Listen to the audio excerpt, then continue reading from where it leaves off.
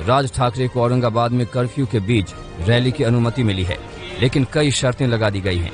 कुल 16 शर्तें लगाई गई हैं। कड़ी शर्तों के साथ 1 मई को ठाकरे को सांस्कृतिक क्रीड़ा मंडल मैदान में बैठक की इजाजत दे दी गई है। कुछ दिन पहले ही पुलिस ने औरंगाबाद में कर्फ्यू का ऐलान किया था। ऐसे में ठाकरे की रैली पर संशय के बादल नजर आने लगे थे।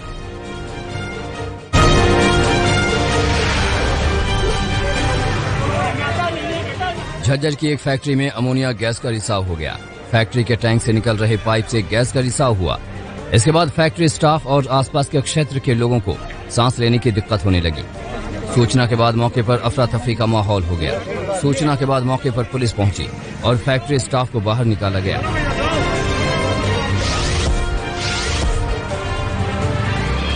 एहतियात के तौर पर आसपास का इलाका खाली करा लिया गया। कई लोगों को अस्पताल में दाखिल कराया गया है। लोगों को सांस की दिक्कत के साथ उल्टी होने की शिकायत थी। गैस को दबाने के लिए दमकल विभाग की गाड़ियों ने मौके पर पानी का छिड़काव किया। इस फैक्ट्री में कत्था बनता था, लेकिन ये रिहायशी इलाके में थी।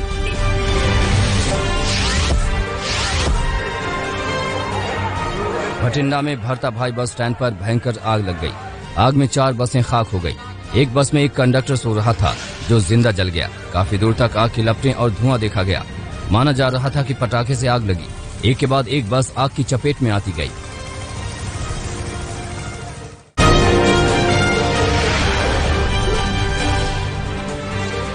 देश में 5 से 12 साल के बच्चों के वैक्सीनेशन को लेकर केंद्रीय स्वास्थ्य मंत्री मनसुख मांडविया ने अहम जानकारी दी है। उन्होंने कहा कि 5 से 12 साल के बच्चों के वैक्सीनेशन को लेकर हेल्थ मिनिस्ट्री NTAGI की सिफारिश का इंतजार कर रही है। NTAGI की सिफारिश के बाद ही कोई फैसला लिया जाएगा। इससे पहले भारत के औषधि महानियंत्रक DCGI ने 26 अप्रैल को 6 से 12 साल तक के बच्चों के लिए भारत बायोटेक की कोवैक्सीन को इमरजेंसी यूज की मंजूरी दी थी। प्रधानमंत्री नरेंद्र मोदी मई महीने में 3 देशों के दौरे पर होंगे। वे मई के पहले हफ्ते जर्मनी, डेनमार्क और फ्रांस के दौरे पर होंगे। PM 2 और 3 मई को जर्मनी, 3 और 4 मई को डेनमार्क और 4 मई को फ्रांस के दौरे पर होंगे। ये इस साल की PM मोदी की पहली विदेश यात्रा होने जा रही है। मौजूदा समय में रूस यूक्रेन का युद्ध जारी है। इस वजह से PM मोदी के इस दौरे को काफी अहम माना जा रहा है। दिल्ली के जहांगीरपुर इलाके में हुई हिंसा मामले में स्पेशल सेल ने एक अहम गिरफ्तारी की है। गिरफ्तार आरोपी का नाम फरीद उर्फ नीटू है, जो कि इलाके का नामी बदमाश है। आरोपी पर कई आपराधिक मुकदमे दर्ज हैं। फरीद उर्फ नीटू को स्पेशल सेल ने कोलकाता से गिरफ्तार किया है। ये मुख्य आरोपी है जिसने भीड़ को उकसाने में अहम भूमिका निभाई थी। कोर्ट ने 1984 के सिख विरोधी दंगे के दौरान सरस्वती विहार में एक मामले में पूर्व कांग्रेस नेता सज्जन कुमार को 1 लाख रुपए के मुचलके पर जमानत दे दी है। साथ ही कोर्ट ने सज्जन कुमार को बिना अनुमति देश न छोड़ने के निर्देश दिए हैं। इस मामले में जमानत मिलने के बावजूद सज्जन कुमार जेल से बाहर नहीं निकल पाएंगे, क्योंकि वे एक अन्य मामले में उम्र कैद की सजा काट रहे हैं। पटना में एक बड़ी वारदात हो गई है, जब एक शख्स ने अपनी तलाकशुदा पत्नी और बेटी की गोली मारकर हत्या कर दी और फिर खुद को भी गोली मारकर अपनी जान ले ली।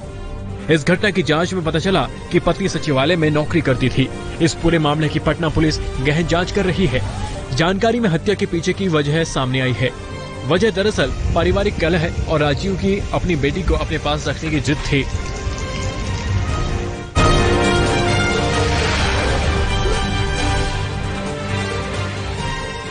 एक बार फिर बिहार के मुख्यमंत्री नीतीश कुमार और विपक्ष के नेता तेजस्वी यादव एक साथ बैठे हुए नजर आए। इस बार मौका था JDU की इफ्तार पार्टी का।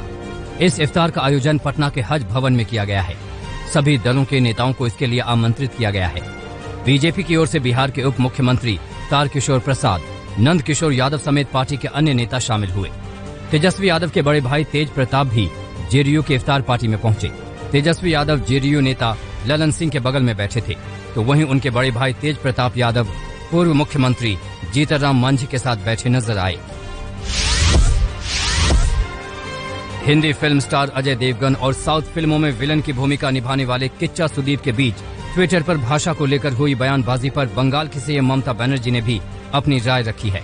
दीदी ने कहा, हम एक विशाल देश हैं, इतनी सारी भाषाएं हैं, मैं इस पर बोलना नहीं चाहती, हम चर्चा कर सकते हैं। उन्होंने कहा कि मैं समय आने पर इस मामले में बयान दूंगी। दिल्ली में कोयले की कमी के गहराते संकट के बीच दिल्ली सरकार ने चिंता जाहिर की है। इसे लेकर दिल्ली के ऊर्जा मंत्री सत्येंद्र जैन ने दिल्ली सचिवालय में एक आपातकालीन बैठक की। साथ ही केंद्र सरकार को पत्र लिखकर राजधानी दिल्ली को बिजली की आपूर्ति करने वाले बिजली संयंत्रों के लिए पर्याप्त कोयला देने के लिए केंद्र से हस्तक्षेप करने का अनुरोध किया। ऊर्जा मंत्री सत्येंद्र जैन ने कहा कि बिजली आपूर्ति करने वाले विभिन्न थर्मल स्टेशनों में इस समय कोयले की बहुत ज्यादा कमी है। बिजली संकट के बीच अखिलेश यादव ने योगी सरकार पर गंभीर आरोप लगाए हैं।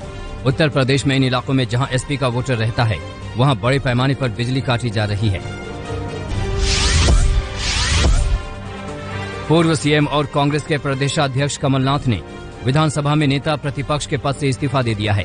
नेता प्रतिपक्ष की जिम्मेदारी लाहौर विधायक 71 साल के डॉक्टर गोविंद सिंह को सौंपी गई है। डॉक्टर सिंह वर्तमान में प्रदेश कांग्रेस कमेटी के उपाध्यक्ष हैं। गोविंद सिंह मध्य प्रदेश कांग्रेस के एकमात्र ऐसे विधायक हैं जो लगातार 7वीं बार विधानसभा पहुंचे हैं। कमलनाथ पिछले दिनों सोनिया गांधी से मुलाकात करने दिल्ली गए थे। उसके बाद से ही माना जा रहा था कि वो एक पद छोड़ेंगे।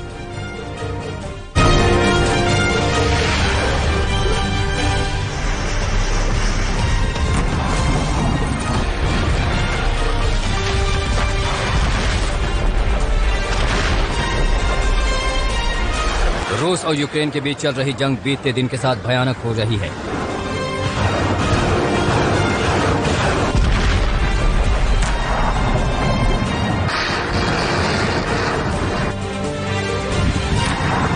लगातार बरस रहे बम और मिसाइलों के बीच रूस और यूक्रेन के अपने अपने दावे सामने आ रहे हैं।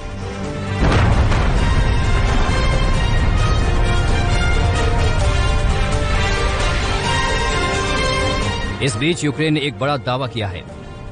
यूक्रेन की ओर से दावा किया गया है कि पूर्वी यूक्रेन के 2 हिस्सों डोनेत्स्क और लुहांस्क पर कब्जे के बाद रूस क्रीमिया से पूर्वी यूक्रेन को जोड़ता हुआ कॉरिडोर बना रहा है। पूर्वी यूक्रेन में रूसी फौज ने हमले भी तेज कर दिए हैं।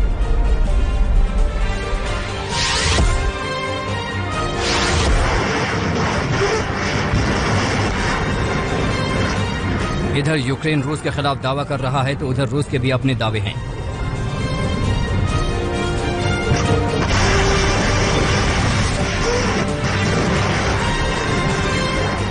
रूस की ओर से यूक्रेन पर गंभीर आरोप लगाए गए हैं।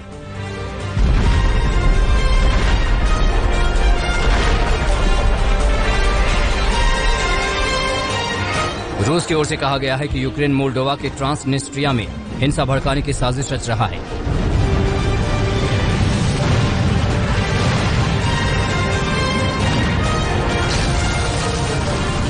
आपको बता दें कि ट्रांसनिस्ट्रिया में 1 हफ्ते पहले कई जिंदा बम बरामद हुए थे।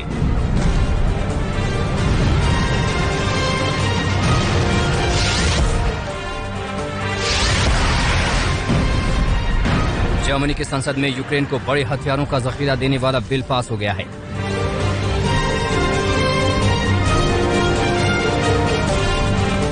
जर्मनी के 586 सांसदों ने यूक्रेन के समर्थन में मतदान किया है। वहीं 100 सांसदों ने इस पर विरोध दर्ज कराया है।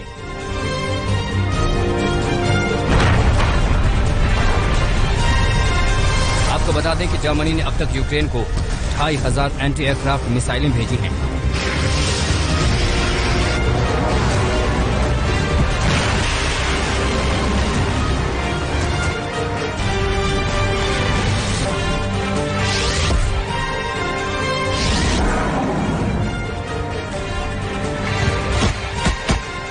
खेरसन में एक तरफ रूस की सेना हमले पर हमले कर रही है तो वहीं दूसरी ओर उसी खेरसन में स्थानीय लोगों ने रूस का जोरदार विरोध किया है।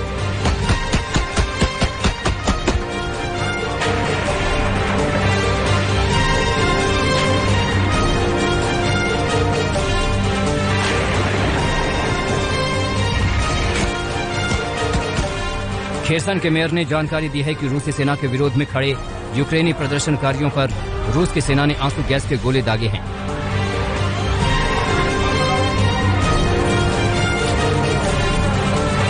मगर रूस यूक्रेनियों के हौसले को नहीं तोड़ सकता।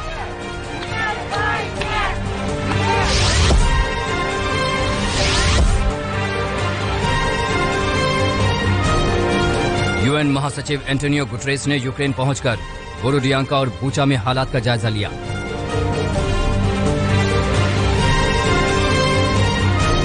उन्होंने कहा कि रूस और यूक्रेन के बीच युद्ध का खामियाजा यहां के नागरिकों को भुगतना पड़ा।